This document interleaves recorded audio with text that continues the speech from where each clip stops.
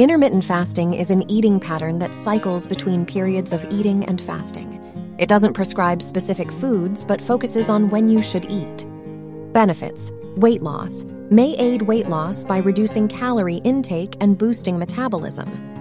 Improved insulin sensitivity can enhance insulin sensitivity and lower the risk of type 2 diabetes. Cellular repair may stimulate autophagy, a process that removes damaged cells and promotes cellular renewal. Heart health could lower LDL cholesterol, blood pressure, and inflammation, benefiting heart health.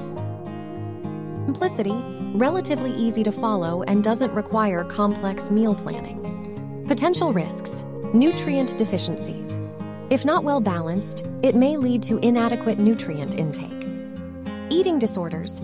People with a history of eating disorders may be at risk of developing unhealthy eating habits. Energy and concentration. Some may experience reduced energy and concentration during fasting periods. Not suitable for everyone.